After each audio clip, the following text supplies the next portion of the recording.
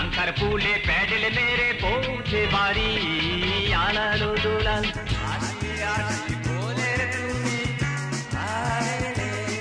সে এক অবিসংবাদিত রক সম্রাট। তার গান যেন মুখের কথা, আর জীবন যেন সংগ্রামের ভাষা। ৭১-এ তার বন্দুক বেজেছে গানের মতো, এরপর গান বেজেছে বন্দুকের মতো। নাম তার আজম খান। বাংলা গানের শ্রোতারা যাকে শ্রদ্ধায় পপ গানের গুরু বলে ডাকেন। ওরে সালেকা ওরে মালেকা ওরে ফুল বানো পারলি না বাজার উল্টেতে চাওয়া জানাই একা যেও না। সময় ১৯৫০। ঢাকার আজিমপুরে জন্মেছিলেন এই গণমানুষের গায়ক। ছোটবেলায় সঙ্গীতের প্রতি আলাদা টান ছিল ঠিকই, তবে পুরোদস্তুর সঙ্গীত শিল্পী হবেন এমনটা ভাবেননি কখনোই। যখন একটু একটু করে বেড়ে উঠছিলেন, বাতাসে তখন ভাষা আন্দোলনের ডাক। জানালার বাইরে তাকিয়ে দেখতেন মানুষের গণজমায়েত, শুনতেন ওরা আমার মুখের ভাষা কায়লা নিতে চায়। এভাবেই একসময় গানের দিকে ঝুঁকে পড়েন আজম খান। কোনো প্রাতিষ্ঠানিক শিক্ষা থেকে নয়, সময়ের দাবিতে, দেশ ও প্রজন্মের স্বার্থে গলায় তুলে নিলেন গান। আমি যারে চাই রে সে থাকে মোরি অন্তরে। দেশে যখন যুদ্ধ শুরু হয়, আজম খানের বয়স তখন মাত্র ২১। সেই ২১ বছরের যুবক দেশ স্বাধীনের স্বপ্ন নিয়ে সুদীর্ঘ পথ পায়ে হেঁটে চলে যান আগরতলায়। সেখানে অস্ত্রের প্রশিক্ষণ যেমন নিয়েছেন, তেমনি গান গেয়ে উজ্জীবিত করেছেন যোদ্ধাদের।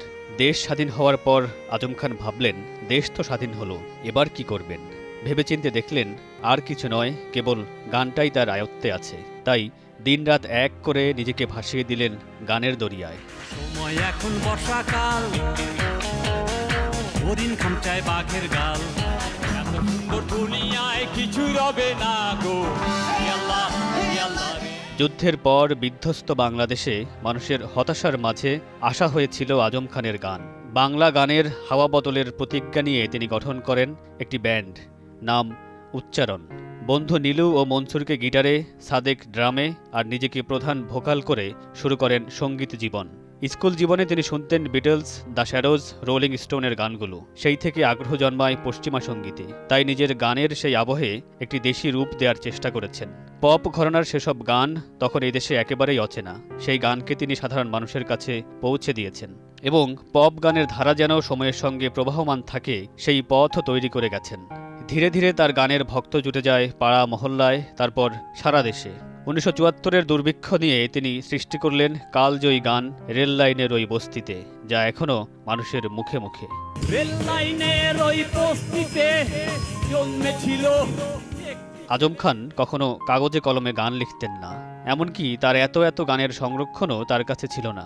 যখন মাথায় কোনো শব্দ বা কথা আসত, সেটাই বড় করে রূপ দিতেন গানে। এরপর সুর দিয়ে তা গাইতেন। জাদুকরী উপায়ে সেই অলিখিত কথা সুর ছড়িয়ে যেত দেশ জুড়ে। কেবল প্রতিবাদ আর সংগ্রাম নয়, প্রেম আর না পাওয়া করুণ সুরে ধরা দিয়েছে তার গানে। খুব সাধারণ কথায় যে হৃদয় ভাঙার কথা তিনি গানে লিখেছেন, তা আসলে তারই অপরিণত প্রেমের গল্প।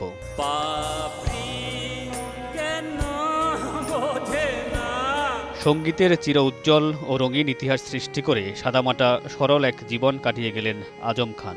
দেশের মানুষ তাকে পপ সম্রাট আখ্যা দিয়েছেন ঠিকই, তবে এসবের কিছুই তাকে স্পর্শ করেনি। দীর্ঘদিন ক্যান্সারে ভুগে ২০১১ সালের ৫ জুন ৬১ বছর বয়সে পৃথিবীকে চির বিদায় জানান বাংলা গানের এই কালজয়ী শিল্পী। মামুনুর রশিদ পনেল, সময় সংবাদ।